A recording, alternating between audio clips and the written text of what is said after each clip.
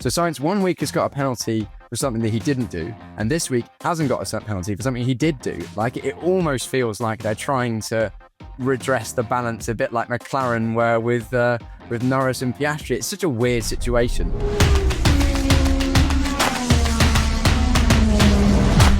Carlos Sainz having that collision seemed to be the biggest thing that was talked about that wasn't the McLaren situation. I saw, Nico Rosberg having an argument with Jamie Chadwick on the Sky Sports commentary. I don't know if you were watching the F1 in-house broadcast. I'm sure there were arguments going on there. Can you just outline that move, that situation, and maybe tell us what you think from a driver's perspective, Piers? For once, because I don't generally agree with Nico Rosberg on all things, but hey, he's got a world championship and I haven't, but I suppose I'm entitled to my opinion. I completely agree with Nico Rosberg.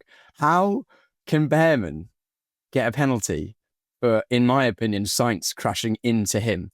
Because Bearman's just defended, broken on the racing line, turned into the corner, which he's entitled to do, given Sainz space. Sainz has turned across him, not given him space at the apex, and Bearman's got the penalty. I really, really don't get it. I know there's the new directive about overtaking on the inside versus overtaking on the outside, and so Carlos did entitle himself to space by getting ahead before the apex under control, but that entitles him to space from Bearman, not just entitles him to take the space away from Bearman. And it's just so weird, because a week ago we were talking about Sainz being fuming about getting a penalty that I didn't think he deserved, because he didn't in theory back off when he should, according to the stewards. So Sainz 1 week has got a penalty for something that he didn't do, and this week hasn't got a penalty for something he did do. Like, it almost feels like they're trying to redress the balance, a bit like McLaren were with Norris and Piastri. It's such a weird situation.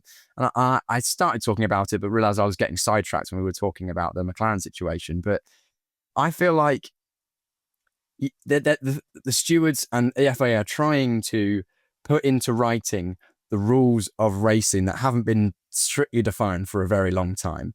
And I agree with the fact that they should be doing that, so that you can make more consistent and informed decisions, and that the rules of racing and combat are defined. But the rules that are written at the moment, I don't personally like the way they're written, because I don't think it goes with the way that racing has been done for the longest time. But fine, if they've written the rules down and they're going with it, that's fine. But then they haven't applied it even in the way that I think they should have done. It just baffles me. And whoever the driving standards judge, I think it was Pedro Lamy this weekend, they made the decision quickly in the race. Again, this is another good thing. They're trying to do it in the race, because they don't want the thing that happened in Zandvoort where they kick it to after the race and then we don't know the result. So fair play, they're trying to get on with it. But Pedro Lamy is the driving steward. Either he wasn't involved in the decision, or he's a driver that's raced at Le Mans. He's raced in, I think he did actually race in Formula One. He's been around for a long time. I don't understand, as a former driver, how he can sit there and go, yeah, that's Oliver Bearman's fault. Because, I mean, I've raced hundreds of races in karts. So, it tends to just maybe 100 racing cars. I don't know. That just, in no situation would I ever expect, either if I was Carlos Sainz and I did that, I'd look back at the onboard and go, yeah, I kind of deserve the penalty there if I'd got one. Because he didn't leave space. I just don't get it. It means that Bearman has now got he's near a race ban, which seems like a Haas thing. Kevin Magnussen had that. He benefited, Ollie Bearman, from Kevin Magnussen having a race ban last year. He's got 10 points now, and I don't think those points drop off until we get to Mexico. So Ollie's seriously racking them up in his first season, isn't he? Which is a bit tricky. I think the onboards probably give you a big indication, and that was where Nico Rosberg and Jamie Chadwick were clashing about this yesterday. It was interesting, actually. Did you see the Aston Martins both got investigated for their sort of practice starts at the start? That was looked at afterwards, and it was found to just be a warning for the drivers. So there are things that they will do afterwards. I guess maybe they saw that as not being too serious, or is it because it happened before the race? There was a reason they left it till after the race? Yeah, I think stuff like that, procedural stuff. I'd say like technical and procedural stuff, that can be after the race. But it's like on circuit racing incidents, the decision needs to be made in the race, which is what giving the stewards and the FIA, like, thank you for trying to make a decision during the race. This is what should happen, in my opinion. I think it's better for the fans, it's better for the drivers. But there's no consistency. This is the thing. It's just consistency, isn't it? Like, from 1 week, I've set you off again. Yeah, sorry. No, it's fine. You carry on. No, you carry on. Getting No, I heated get it. here. It's the consistency you don't like. It's not. Yeah, if you want to hear more from Piers ranting about consistency of decisions, watch back the show from last week because there was plenty on there. I just want to move on and talk about Ferrari because obviously it's such a big race for Ferrari and we see them getting mobbed. I find it interesting that they wore their sort of their blue tops there, and we saw a lot of prelude and lots of filming and lots of photos of Lewis and Charles doing their stuff and their blue stuff, and then Charles Leclerc seemed to wear the red stuff all weekend while Lewis wore the blue stuff, which was a little bit weird. But in terms of their performance, they were very strong in the free practice sessions, and I think the Tifosi were getting very excited. But in the race, Lewis Hamilton had a good race, and Charles Leclerc finished where he started. So, it was solid, but they certainly couldn't really compete with the drivers around them. But let's talk about Lewis, for example, starting 10th and finishing 6th, having struggled in recent races, and we've talked about that a lot on this show. That's a decent result for him. How good was it to see Lewis actually what seemed like in a good mood, energised, not far off Charles in any of the sessions, wasn't far off Charles in the race, even considering he had that started much further down the order. The 5 place grid drop, yeah. Yeah, exactly. So I think it was great to see for Hamilton, because we've spoken on this podcast a number of times about how the press just looked at, is he even going to come back next year? Well, if you look at this weekend in isolation, you'll be like, okay, results aren't amazing, but he's having a good time. He's really grateful, smiling, energized. He'll be back next year. You look at other, a few races ago, and you're like, Jesus, is he even going to finish the season? Like, he looks like he's hating life. So that's good. I mean, the pace wasn't there in the end. Ultimately, Charles wasn't far off the McLarens, which if that was for the lead, I think they would have absolutely taken that. But it was just Verstappen up the road that probably just slightly disappointed them in terms of the overall performance. And you never know, Ferrari might be building an absolute rocket ship for next season, and Lewis might just be thinking, you know what, we're all good. Next season, we're going to be back in business. Who knows? Other drivers to mention, Isack Hadjar, having gone from his first podium at the Dutch Grand Prix to having a bit of a nightmare weekend where they switched out the engine. I think he broke the floor as well. That was Hadjar, wasn't it, in the Racing Bulls? Yes, it was, yeah. Starting from the pit lane, but still finishing 10th. That shows good resilience, considering Yuki Tsunoda finished 13th. And as you say, was, towards the back there, considering, a lot of drivers ended up not making the race finish. Yuki Tsunoda's still floundering. And it looks like every race we go through, we see more signs that Isack Hadjar will be Max's teammate next year. I think I can't see any other situation at this stage. They can't keep Yuki into next year because... Is he still last of the full-time drivers in the World Championship? I'm pretty sure, or he's like second last or something like that. And again, another weekend where Yuki, actually, to be fair to Yuki, got through to Q3. We've seen him exit in Q1 and Q2 so much this year.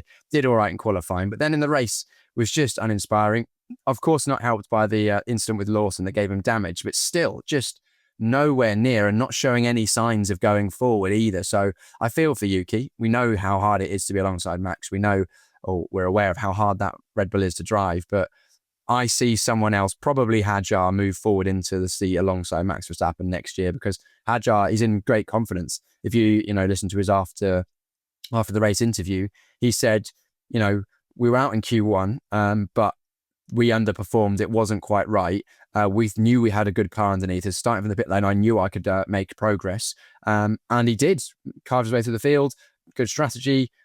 Race clean. Got himself a point, which, fair play. Because another rookie might have thought, I'm starting from the pit lane. That's race over. But he was there like, no, I can go out and do this. And then did. So performing really, really well. I'd say he's probably the standout rookie this year, isn't he? I think that's probably unanimous, isn't it, really?